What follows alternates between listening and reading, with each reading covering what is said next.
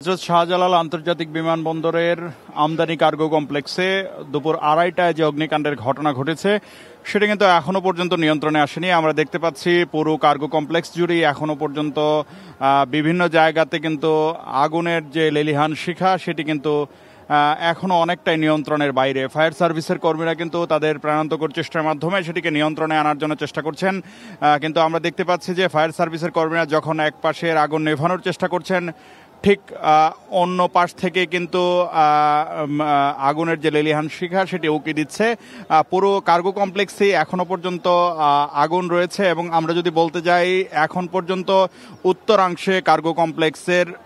উত্তরাংশেই কিন্তু আগুনের যে আধিক্য বা আগুনের যে তীব্রতা সেটি কিন্তু আমাদের কাছে বেশ স্পষ্ট যে উত্তরাংশের আগুন এখনো পর্যন্ত কোনোভাবেই নিয়ন্ত্রণে আনতে পারছে না ফায়ার সার্ভিসের কর্মীরা, যদিও তারা তাদের প্রাণান্তকর চেষ্টা যেটি করছেন। এবং ঠিক কার্গো কমপ্লেক্সের মাঝখানেও কিন্তু আমরা এই আগুনের চিহ্ন যেটি সেটি দেখতে পেয়েছি এবং ধোঁয়ার কুণ্ডলিতে পুরো এলাকা ছেয়ে গেছে। এখানে যারা কাজ করেন তারা বলছেন যে দেশের বাইরে থেকে আমদানি করে যেসব পণ্য কাঁচামাল সহ নানা ধরনের কেমিক্যাল আনা হয় সেগুলোই কিন্তু এই জায়গাটিতে রাখা হয়। পরবর্তীতে আমদানি সংক্রান্ত যে আনুষ্ঠানিকতা আছে, যে ফর্মালিটিসগুলো আছে সেগুলো সম্পন্ন করে আমদানিকারকদের হাতে এই মালামালগুলো পৌঁছে দেওয়া হয়। কিন্তু সেই বিদেশ থেকে আসার পর আমদানিকারকের হাতে পৌঁছানোর আগ পর্যন্ত এই স্টেশনেই কিন্তু এই গুরুত্বপূর্ণ মালামালগুলো থাকে। সেই ক্ষেত্রে এই অগ্নিকাণ্ডের ফলে বিপুল পরিমাণ ক্ষয়ক্ষতির আশঙ্কা করছেন এখানে যারা ব্যবসা সহ এখানে যারা কাজ করেন, তারা কিন্তু বিপুল পরিমাণ ক্ষয়ক্ষতির আশঙ্কা করছেন এবং তারা বলছেন যে এখানে অগ্নিকাণ্ডের যে দুর্ঘটনা বা এখানে যে অগ্নিকাণ্ডের বিষয়টি সেটি কিন্তু খুবই একটি বিপজ্জনক ঘটনা এবং তারা বলছেন যে এই ক্ষেত্রে তারা ভয়াবহ ক্ষতির আশঙ্কা করছেন। এবং ফায়ার সার্ভিসের পক্ষ থেকে যেটি জানানো হয়েছে যে তারা ৩৬টি ইউনিটের মাধ্যমে এই অগ্নি নির্বাপন কার্যক্রম পরিচালনা করার চেষ্টা করছেন। ফায়ার সার্ভিসের পাশাপাশি আমরা দেখতে পেয়েছি আইনশৃঙ্খলা বাহিনীর সদস্য, পুলিশ, আনসার সহ সবাই কিন্তু তাদের জায়গা থেকে যতটুকু সামর্থ্য রয়েছে সেই সামর্থ্য দিয়ে কিন্তু তারা অগ্নি নির্বাপনের যে কার্যক্রম সেটি সম্পন্ন করার জন্য তারা কিন্তু চেষ্টা করছেন। এবং আইএসপিআর সূত্রে আমরা জানতে পেরেছি বাংলাদেশ সেনাবাহিনীর সদস্যরাও কিন্তু এই অগ্নি নির্বাপন কার্যক্রম যেটি সেটিতে অংশগ্রহণ করেছেন। এই গুরুত্বপূর্ণ অংশটিতে বিমানবন্দরের উত্তরাংশে অবস্থিত আমদানি কার্গো কমপ্লেক্সে অগ্নিকাণ্ডের ফলে আসলে বিদেশ থেকে আসা যে মালামালগুলো এখানে স্টোর করে রাখা হয় বা গুদামজাত করে রাখা হয় সেগুলো পুরোপুরি ক্ষতিগ্রস্ত হওয়ার আশঙ্কাই করছেন ব্যবসায়ী সহ এখানে যারা সংশ্লিষ্ট আছেন তারা। এবং আমরা দেখতে পাচ্ছি খানিকটা পরপরই কিন্তু থেমে থেমে এখানে ছোট ছোট বিস্ফোরণের আওয়াজ আমাদের কানে ভেসে আসছে। সুতরাং বোঝাই যাচ্ছে যে আসলে এখানে কেমিক্যাল সহ দাহ্য পদার্থ যেগুলো রয়েছে সেগুলোর বিস্ফোরণের ঘটনাটি ঘটছে এবং পুরো এলাকাটি কিন্তু ধোঁয়ায় আচ্ছন্ন। যেখানে আসলে নতুন করে অগ্নিকাণ্ডের ঘটনা ঘটছে বা আগুন দৃশ্যমান হচ্ছে সেখানে সাদা ধোঁয়া, পাশাপাশি যেখানে আগুন আসলে পুরোপুরি ছাই হয়ে যাওয়ার পর, পুড়ে ছাই হয়ে যাওয়ার পর যে অংশে আগুনটি নিভে যাচ্ছে সেই অংশে কিন্তু কালো ধোঁয়া আমরা লক্ষ্য করছি। এবং উত্তরাংশে এখনো পর্যন্ত আগুনের লেলিহান শিখা এবং আগুনের তীব্রতা কিন্তু আমরা লক্ষ্য করছি এবং উত্তরাংশের এই আগুনটি নিয়ন্ত্রণে আনার জন্যই ফায়ার সার্ভিসের কর্মীরা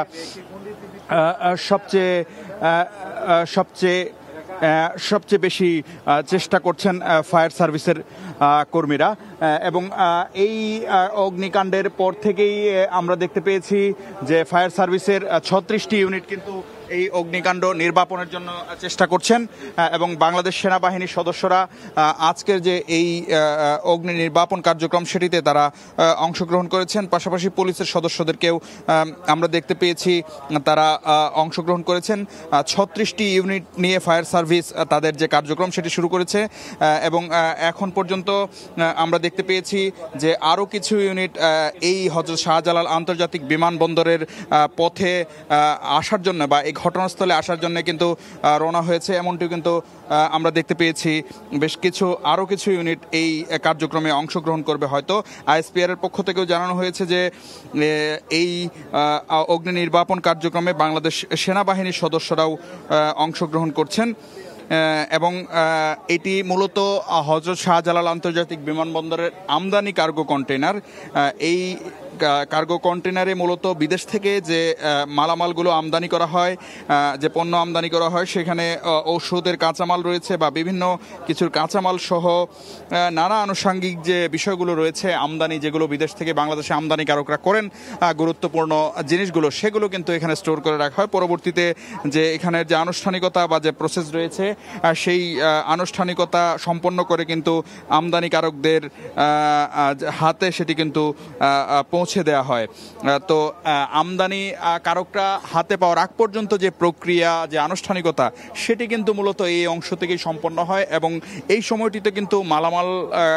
গুলো কিন্তু এই কার্গো কমপ্লেক্সেই রাখা হয়, যার কারণে এই অগ্নিকাণ্ডের ফলে কিন্তু বড় ধরনের ক্ষয়ক্ষতির আশঙ্কা করছেন এখানে যারা ব্যবসায়ের সঙ্গে সম্পৃক্ত আছেন বা যারা কাজ করেন, তারা কিন্তু বড় ধরনের ক্ষয়ক্ষতির আশঙ্কা করছেন। তবে এখনো পর্যন্ত হতাহত হয়েছে কিনা সে ব্যাপারে নিশ্চিত করে কিছুই বলা যাচ্ছে না এবং কোন জায়গা থেকে আগুনের সূত্রপাত হয়েছে সেই সূত্রপাতের জায়গাটিও কিন্তু ঠিক এখনই বলা যাচ্ছে না। ঘটনার পর অনুসন্ধানের মাধ্যমে আসলে কি কারণে আগুন লেগেছে বা কোথা থেকে আগুনের সূত্রপাত সেটি নিশ্চয়ই জানা যাবে। তবে এখন পর্যন্ত ঠিক ফায়ার সার্ভিস সহ যারা আছেন এখানে কাজ করছেন, তারা কিন্তু আগুন নেভানোর জন্য প্রাণান্তকর চেষ্টা করছেন এবং আমরা দেখতে পেয়েছি কালো ধোঁয়ার কুণ্ডলীর ফাঁকে ফাঁকে কিন্তু আগুনের যে লেলিহান শিখা, সেই আগুনের লেলিহান শিখার তীব্রতাও কিন্তু আমরা লক্ষ্য করছি। এবং ফায়ার সার্ভিসের কর্মীরা যেমনটি তারা বাইরের অংশ থেকে, অর্থাৎ এই কার্গো কমপ্লেক্সের বাইরের অংশ থেকে তারা যেমনটি করার চেষ্টা করছেন, পানি দেওয়ার চেষ্টা করছেন বা আনুষঙ্গিক যে তাদের কাছে যে বিষয়গুলো রয়েছে এবং তাদের যে সরঞ্জামাদি রয়েছে সেগুলোর মাধ্যমে বাইরে থেকে যেমন আগুন নেভানোর চেষ্টা করছেন, ঠিক ভেতরেও কিন্তু তারা, অর্থাৎ বিমানবন্দরের ভেতরের অংশ দিয়েও কিন্তু তারা এই কার্গো কমপ্লেক্সের মালামাল সহ মালামাল রক্ষা এবং যে আনুষ্ঠানিক ভাবে তারা যে অগ্নি নির্বাপনের কার্যক্রম সেটি কিন্তু তারা করার চেষ্টা করছেন।